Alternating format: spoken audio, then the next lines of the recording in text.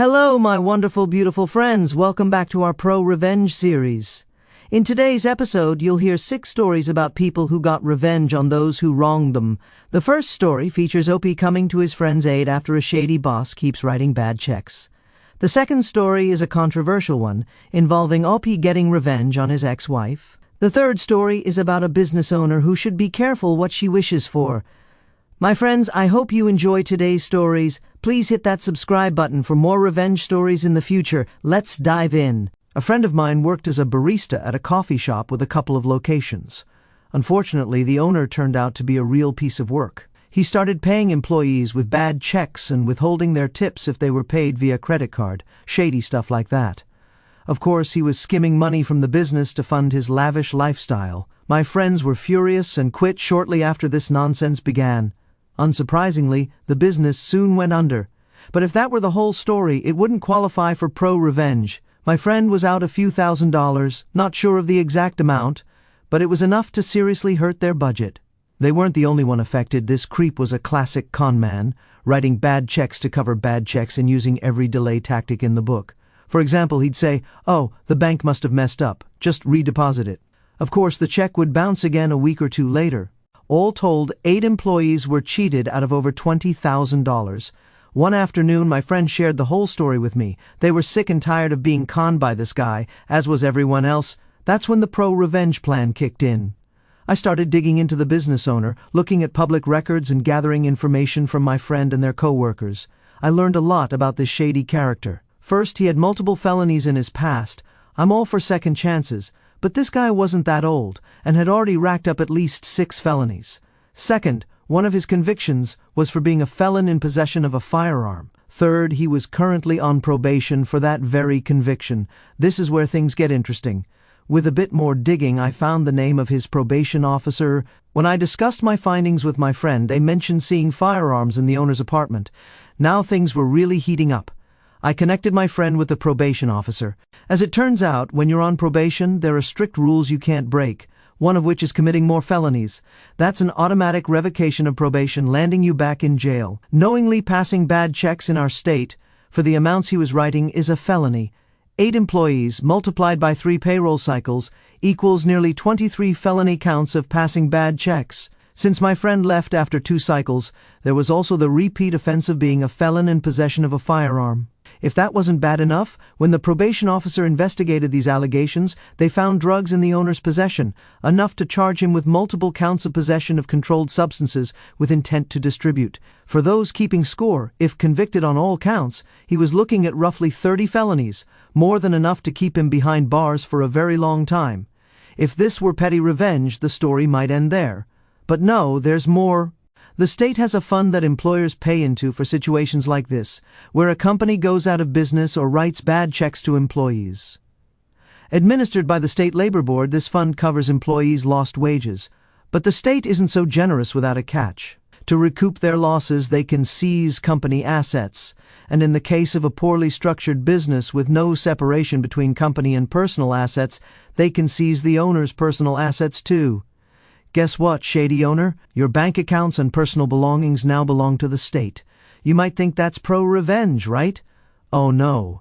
This guy messed with my friend, and I don't take kindly to that kind of nonsense. Throughout this process, my friend learned that the owner was also committing tax fraud and evasion. As far as the employees knew, they were W-4 employees with proper taxes withheld for payroll, Medicare, and so on. But the owner was reporting them as independent contractors to the IRS. Not withholding any taxes at all. He was also fudging the company's taxes so badly they could have been sold as brownies. Luckily, a friend of a friend worked at the local IRS office. Over drinks one evening, we learned the IRS has a tip line for reporting tax evasion, and the person reporting it might even get a small percentage as a reward. So on top of facing over 30 felony charges and having his personal and company assets seized, this shady owner now has the IRS after him. That, dear readers, is pro-revenge. Here's a prime example of why you don't mess with the IRS. Not even the Joker is crazy enough to take them on. As he once said, I may be bold enough to take on Batman, but the IRS? No thank you. That boss is likely going away for a very, very long time. Next story. I'm a happily divorced dad of 2 beautiful kids, a 5-year-old girl and an almost 4-year-old son. I met my ex in our home state of Illinois. We fell in love quickly, got married after a year, and were expecting our daughter 3 months later. We found out she was pregnant with our son about 4 to 6 months after our daughter was born. A month after our son's birth, I discovered she was cheating on me with at least 5 guys while I was deployed. I later learned the number was 8. Naturally, I filed for divorce. I got a lawyer, changed my bank accounts, and presented her with the papers. The first copy was rejected for a reason I can't quite recall. Upon revision, I had my lawyer change the custody agreement from me having the kids every other weekend to every single weekend. Much to my surprise, she signed it. We shared the kids accordingly, but she was furious. When she could no longer afford to live in Illinois, she moved back to Texas. Fast forward 2 years, I couldn't afford to see the kids except for one Christmas. After leaving the Navy, I moved back home and had the kids for 3 months. I was appalled by their developmental delays. Both were in the bottom 5% for their age. My daughter, at 3, wasn't potty trained, barely spoke, and had no awareness of adult authority. My son wasn't close to walking, was nonverbal, wouldn't eat most meats, and was afraid of grass. I worked tirelessly over those 3 months. By the time I returned them, my daughter was listening to adults, potty trained, and speaking in nearly complete sentences. My son was walking, using words and hand signals, and eating a variety of foods. I stayed in Illinois for about 1.5 to 2 years, saving enough money to move to Texas. I started dating a woman who also wanted to move to Texas, so we pooled our money and relocated. At this point, my ex and I weren't strictly following the custody agreement for convenience. Then someone quit at my job, and I had to take their hours. My girlfriend got permission to bring the kids to her workplace, but they were acting like typical toddlers. She texted a mutual friend of my ex and me, asking if they could watch the kids for a few hours. That message got forwarded to my ex. My ex and her new husband were livid. They stormed into my workplace and chewed me out in front of my trainee, a customer, and my coworkers, saying I needed to take the kids' well-being more seriously. I realized I'd messed up that day. I wasn't mad about what they said. I was furious that they embarrassed me at work. Cue the malicious compliance and revenge. During my setup phase in Texas, I hadn't been paying full child support. That changed because I decided to take things more seriously. The next morning, I spoke with my boss, explained what happened, and informed him I could no longer work the hours specified in my divorce decree because I was prioritizing the kids. I'd have them every weekend as agreed. I transferred the remaining child support to my ex, told her she was right, and said I'd pick the kids up after work for my court-appointed custody time. She was confused but agreed. On Friday evening, I called to confirm she had everything ready for the weekend. She flipped out, saying they had plans all Saturday and church on Sunday morning. She screamed, "Why are you making these demands all of a sudden?" I calmly replied, "I'm just taking the kids and our agreement more seriously." I also informed her that we'd need at least a week's notice for any changes to weekend plans, as we might have things scheduled since I was taking things more seriously. My girlfriend and I kept meticulous records of any injuries, diaper rashes, or physical changes upon pickup. We treated any issues, noted changes in our little black book, and took time-stamped photos of the pages. When we returned the kids, we noted any worsening of rashes, injuries, or lack of treatment. We also enrolled the kids in additional therapy since they were still significantly behind. This went on for a few months until my ex had enough and took me to court to force the changes she wanted. In court, I presented everything. Doctor's notes from day one, proving inconsistencies in my ex's records, expenses for the kids. Therapy, our detailed notes, time-stamped photos, and evidence of rashes or injuries that were present or worse when we picked up the kids. My ex broke down in tears in front of her family and friends, who were there to support her. Her demand for increased child support was denied and instead halved since I was earning less than before. The custody change she wanted? The judge ordered it to stay the same, with only alternating Sundays added. As we left, she asked through tears, "How could you do this to me?" I replied, "I was just taking things with the kids more seriously. I love how OP's ex acted like he'd wronged her so much." Excuse me, did she forget cheating on him with 8 guys while he was deployed? That aside, many commenters didn't like how OP used his kids as pawns in his revenge plan. Some pointed out that he didn't act when she neglected them for years, but only took things seriously after she embarrassed him at work. What do you think? Next story. A couple of years ago, I bought my wife flowers for Valentine's Day from a national florist chain which we'll call NF. They have shops across the country, but I ordered through a local florist, LF. When the flowers arrived, they were a complete disappointment. The arrangement was smaller than advertised, and the flowers were a few days from fresh, already wilting. Valentine's Day is the one day a florist needs to be on point, so I was frustrated. I called LF to complain, requesting either a replacement arrangement or a refund so I could get decent flowers elsewhere. The person who answered, very rude from the start, was likely overwhelmed, as it was probably a crazy busy day. She got defensive, acting as if I was personally attacking her work. I asked to speak to the manager and she snapped, "I'm the owner." We argued for a few minutes. When I threatened to stop payment on my credit card, she said, "Fine, I'll refund your money, but you're never allowed in my store again." Then she hung up on me. I spent the next few hours on the phone with NF, bouncing between call centers across the country, climbing their corporate ladder one rung at a time. Finally, someone gave me a boost. I got the actual number of NF's CEO. After 20 minutes on hold and briefly explaining my situation to the secretary, I spoke with the CEO. He couldn't have been nicer. I explained that I'd ordered from various NF stores in different states before, and was generally satisfied, but LF in no way represented their brand. I suggested they lose their affiliation with NF. He didn't commit right away but promised to investigate and, in the meantime, sent me flowers from a different local NF florist. Those flowers arrived within 2 hours and were better than I could have hoped for. About 2 weeks later, I received a letter from NF, apologizing profusely and thanking me for bringing this to their attention. They had reviewed call recordings and agreed that LF didn't represent their customer service standards. As a result, LF was no longer part of the NF brand. They also sent me a $250 gift card to any NF store. Within 2 years, LF closed because it couldn't compete without the NF brand.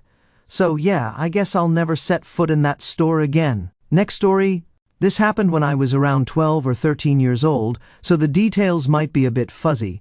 For most of my childhood, the house next to ours was condemned and abandoned. The property owners were willing to sell the land for $200. That's how bad it was. Eventually, someone bought it and built a new home to replace the condemned one. Soon, a nice old man moved in next door. We didn't pay much attention because he kept to himself. That was until his daughter moved in with him. Our quiet little neighborhood quickly turned into an episode of chaos. The daughter would fight with her spouse about every little thing, keeping my family and our neighbors up half the night. Their kids were the worst part of it all. We never knew how many kids lived in that house because so many different children and adults were constantly coming and going. My siblings and I tried to become friends with them since there weren't many kids our age in town. However, we ended up being more like babysitters than friendly neighbors. These kids would walk into our house uninvited, often stealing toys and games from our rooms. They'd either keep them or throw them into the backyard river. They also took all the fruit from the basket my mom left out for us. My mom didn't kick them out immediately because she never wanted to deny a kid food if they needed it. My mom confronted the parents about their behavior, and their 3-year-old son called my mom a name I won't repeat here. The parents refused to apologize, saying things like, "If you loved it so much, you wouldn't have let them take it," or "Don't parent my kid." One thing they specifically did to me was pull my hair all the time. I'm a tomboy, and they'd call me a boy in a wig because apparently girls can't play with skateboards or ninja action figures or any other stereotyped toys. One of their heavier children stole my skateboard and jumped on it, breaking it in half. They then said I shouldn't have been playing with one anyway. There are plenty more examples, but I think you get the point. The neighbors decided that because our house was nicer, they had permission to run an electrical line from our backyard plugs to their house. Not only was this dangerous, but they were using our electricity, causing our bill to triple. We were a lower middle-class family, below the poverty line, so we couldn't afford that kind of bill. My parents were shocked to see an $800 bill come in the mail. Eventually, someone from the electric company came to our house to investigate. They found an extension cord running to the neighbor's house, unplugged it, and warned them about the legal consequences of stealing electricity. My mom politely but firmly told the neighbors this wasn't okay. The neighbor threw a tantrum, yelling at my mom, but eventually went back into her home. My mom wasn't pleased but tried not to escalate the situation further. The neighbors tried 1 or 2 more times to run the line from our house to theirs, moving it at night so we wouldn't notice. Each time we unplugged it, they'd yell at us and send their kids over to destroy something in our home. Eventually, my mom told them that if they came onto our property again, she'd call the police and press charges. We could still be friends with their kids, but they weren't allowed on our land. So they decided that since we wouldn't let them use our electricity, their next move was to steal our dog from the backyard and claim it attacked their kids. I'm guessing because our dog liked to rip her tags off, They claimed she was a stray. The neighbor falsely reported that our dog attacked them, and the pound took her away. By the time my brothers and I got home, she was already gone. We assumed she'd run off to our grandmother's house down the street. When my parents came home and learned our dog was missing, they were furious. After 2 days, we found her at the dog pound. The officer said it was clear our dog hadn't hurt anyone, but they still had to take her in for evaluation. My parents had to pay $200 to get her out. The pound explained why she was taken, and my mom decided enough was enough. Now, the revenge. When my mom got home, she sent my little brother over to their house to play with their kids, as he was still friends with some of them. That day, he became a little spy. His job was to look around their house and report anything suspicious. He learned they were sleeping 3 kids to a twin bed, their house was cramped and dirty, and the old man who lived there was hardly home because he couldn't stand his adult daughter. All around, the kids were being neglected. With the information my brother gathered, my mom called Child Protective Services CPS on the home. Within a month, all the kids, except one whom the old man cared for, were removed from the home. The mother started fighting with the old man about everything since her kids were no longer there as a distraction. The old man became her next target. Eventually, he had enough and kicked her out. All that was left in the home was the old man and the grandson he was fostering. They're both very kind and amazing neighbors now. My friends, one thing I've learned from these revenge stories is to never mess with someone's pets. Falsely accusing Opie's dog of attacking them to get it impounded after being denied free electricity is absolutely ridiculous. I do feel bad for those kids, though.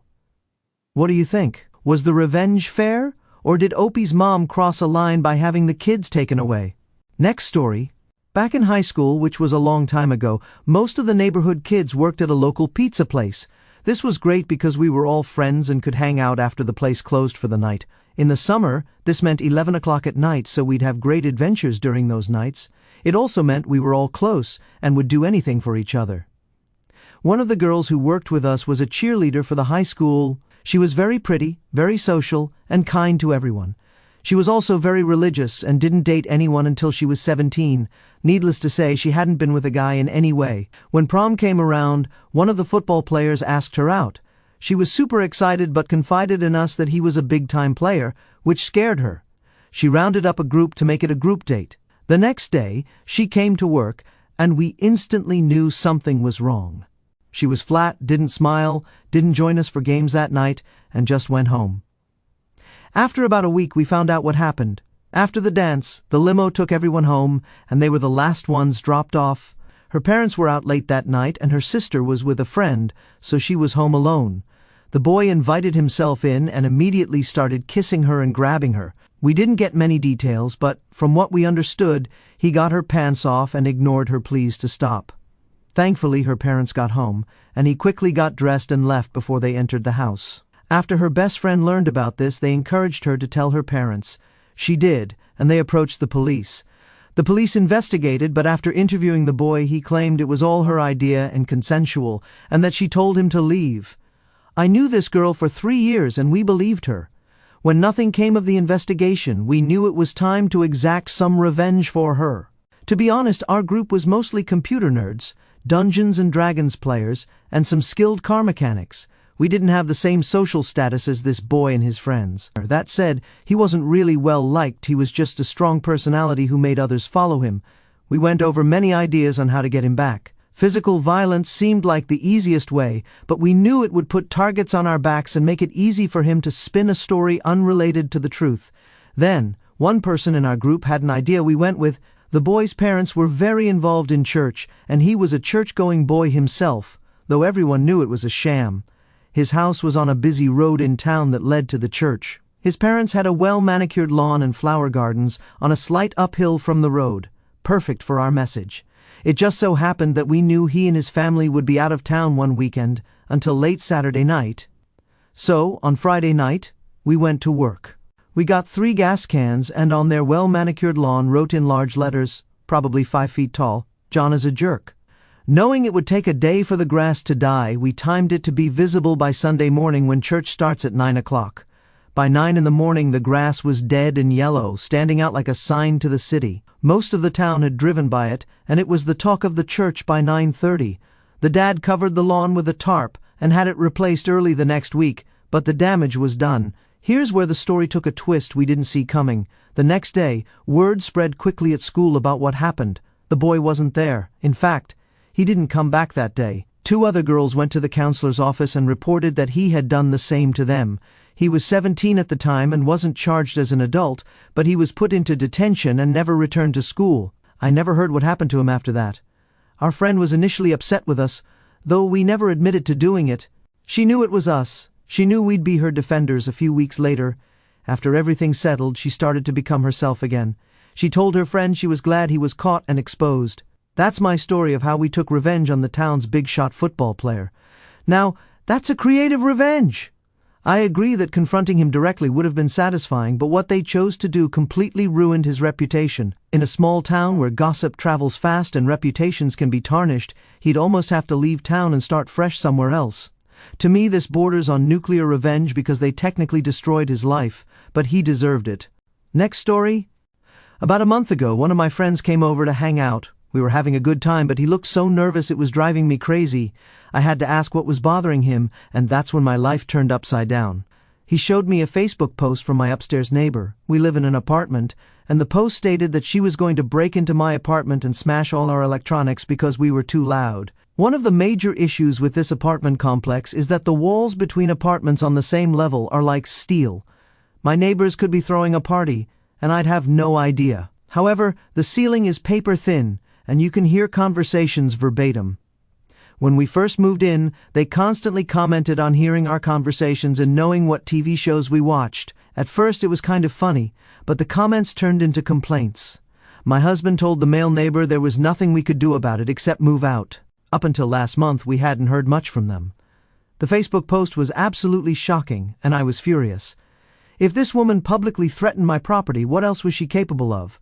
I confronted her and told her to take down the post. She said some nasty things to me, but I told her my request was simple. You shouldn't go on social media to deal with your issues. You need to address the person directly. My husband's aunt is a lawyer who helps us with legal situations when necessary. Over Christmas break, I talked to her about the situation and explained how I didn't feel safe. The woman has a history of drug abuse and violence, which I don't trust. Plus, I'm currently 7 weeks pregnant and want to protect myself and the baby. My lawyer pointed out that because of my profession as a public official, this threat and any future aggression toward me is a Class 3 felony in my state, which could result in 2 to 5 years in prison if convicted. I was shocked that I qualified for this specific protection under the law. My lawyer suggested she write a letter detailing possible legal action if this woman did anything against me. The letter was delivered today, and I heard a lot of screaming from upstairs. I'm guessing she called her husband to complain about me. I haven't heard from her since. That's a lesson learned, my friends. Don't make threats to anyone because you never know if they're a public official.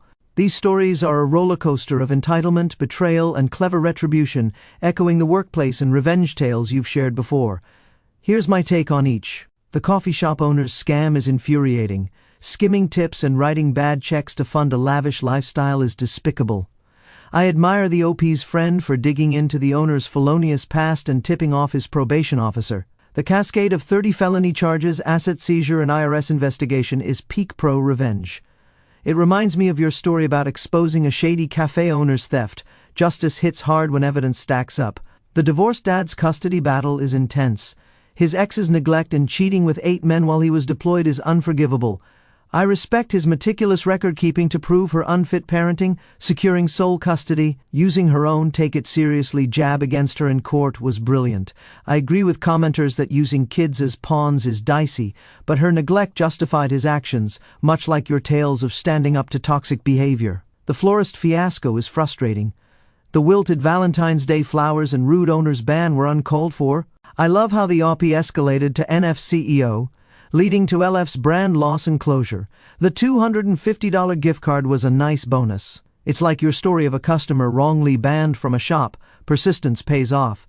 The neighbor kid's chaos is maddening. Stealing electricity, toys, and the dog? Outrageous. I'm thrilled the mom's CPS call removed the neglectful daughter, restoring peace. It echoes your pet-related revenge stories. Don't mess with someone's animals. The pizza place crew's lawn message is genius. Writing John as a jerk in dead grass exposed the assaulter, sparking more victims to come forward. It's a creative twist, like your builder's window-sealing revenge, ruining a reputation without violence. The neighbor's Facebook threat is chilling. Threatening to smash electronics over noise? Unhinged. I admire the OP's legal move, leveraging their public official status for felony charges. The lawyer's letter shutting her down is satisfying, akin to your stories of legal comebacks against bullies. That brings us to the end of another Pro-Revenge episode. If you enjoyed these stories, please hit that like button. If you missed the last episode of Pro-Revenge, check it out. I'll see you in the next one. I love you all. I really do.